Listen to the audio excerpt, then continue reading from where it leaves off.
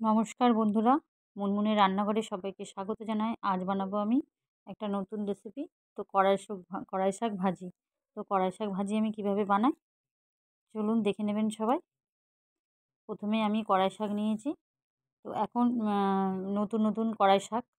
তো কড়াই শাক এখন নতুনই বাজারে সব বিক্রি হচ্ছে। তো এখানে দেখতে পাচ্ছ 500 গ্রাম কড়াই শাক নিয়েছি আমি। আর এই কড়াই শাকগুলো কীভাবে কাটতে হয় সেটা আমি তোমাদের দেখিয়ে দেবো। আর এইটা দেখো, এইগুলোর এই যে নিচের যে ডগটা আছে সেটা একটু ফেলে দিতে হয়, আর উপরের যেই নরম একদম সবুজ রঙের যেটা দেখা যাচ্ছে তো সেটা নিতে হয়। নিচেরটা নিলে তো ওটা একটু খেতে শক্ত শক্ত লাগে, ভালো লাগে না। তো উপরের যেই অংশটা সেটাই নিতে হবে, আর নিচের অংশটা ফেলে দিতে হবে। দেখো আমি কিভাবে কাটছি। তো এইভাবে আমি কেটে নিচ্ছি উপরের ডগটা নিয়ে, আর নিচের যেই ডগটা আছে সেটা ফেলে দিচ্ছি। ওটা একটু শক্ত শক্ত হয়, ওটা ভাজা করলে একটু শক্ত শক্ত লাগে, খেতে ভালো লাগে না। তাই আমি শুধু ওপরের এই ডগটা নিলাম, আর বটিতে ভালো করে একদম ঝিরিঝিরি করে একদম কুচি কুচি করে কেটেছি। দেখতে পাচ্ছ কেমন করে আমি কেটেছি। একদম ঝিরিঝিরি করে কুচি কুচি করে এটাকে কাটতে হবে। আর ছুরি দিয়ে কাটলেও এটাকে একদম ঝিরিঝিরি করে কাটতে হবে। এটা যত ঝিরিঝিরি করে কাটবে এর স্বাদটা তত ভালো লাগবে। তো চলুন দেখে নেবেন সবাই কেমন করে আমি এই কড়াই শাক ভাজিটা বানালাম। তো কড়াতে আমি তেল বসিয়ে দিয়েছি, আর এদিকে দেখো আমি একটু রসুন থেতো করে নিয়েছি, দুটো শুকনো লঙ্কা নিয়েছি, আর হচ্ছে 5 ফোড়ন নিয়েছি। প্রথমে আমি কড়াতে হচ্ছে রসুনটা দিয়ে দিলাম, থেতো করা রসুনটা। তারপরে আমি শুকনো লঙ্কা দিয়েছি, একটুখানি 5 ফোড়ন দিলাম, হাফ চামচ 5 ফোড়ন দিয়েছি। দিয়ে এটা ভালো করে আমি তেলে একটু নেড়ে চেড়ে নেব। আর এবার পেঁয়াজ কুচি আমি এতে দিয়ে দিলাম। আমি কিভাবে বানাচ্ছি সেটা একটু সবাই একটু দেখুন। সবাই হয়তো অনেকে অনেক রকমভাবে বানায়, আমি তো এইভাবে বানাই।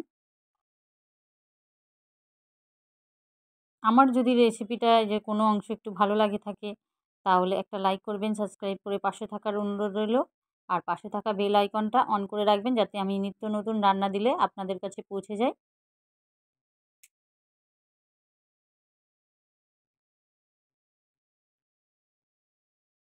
এবার একটু নেড়ে চেড়ে ভালো করে পেঁয়াজটা আমি একটু ভেজে নেব।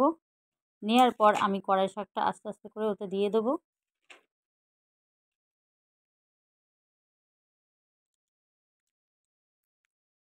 এবার কড়াই শাকটা দেওয়ার পর আমি একটু ভালো করে নাড়াচাড়া করে নেব। আর এটা একটু শুকনো শুকনো করে নামাতে হবে। এটা ভালো করে একটু নাড়াচাড়া করে নিতে হবে ভালো করে এবার একটু নাড়াচাড়া করে নিয়ে আমি অল্প পরিমাণে একদম একটু হলুদ গুঁড়ো দিয়ে দিয়েছি। হলুদটা দিয়ে পরে আমি একটু নাড়াচাড়া করব এতে। আর এইরকম যে কড়াই শাক ভাজা, এখন তো কড়াই শাক নতুন নতুন উঠছে, এখন ভাজা খেতে ভালো লাগে। তো গোটা কতক আমি কাঁচা লঙ্কা দিয়েছি, একটু ভাজা ভালো লাগবে খেতে। এবার দেওয়ার পর আমি স্বাদ মতো লবণ দিয়ে অ্যাড করলাম এতে।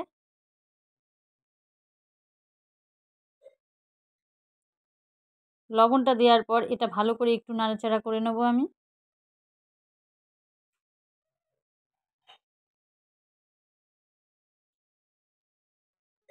এবার দেখো শাক থেকে একটু জলও বেরিয়েছে। এবার আমি অল্প পরিমাণে একদম একটু জল দেবো। এই শাকটা না একটু মানে একটু জল না দিলে এটা হবে না। এটা একটু জল দিতেই হবে। তো একটু জল দিয়েছি অল্প পরিমাণে, একদম একটু জল দিতে হবে।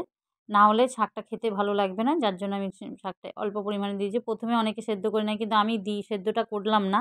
সেদ্ধ করলে সেই জলের যে শাকের যেই গুণটা সেটা বেরিয়ে যাবে। তার জন্য আমি জলটা লাস্টে দিলাম। একটু অল্প পরিমাণে দিয়ে আমি শাকটা ঢাকনা চাপা দিয়ে দিয়েছি। এবার ঢাকনা চাপা দেওয়ার পরে এরকম একদম শুকনো শুকনো হয়ে যাবে।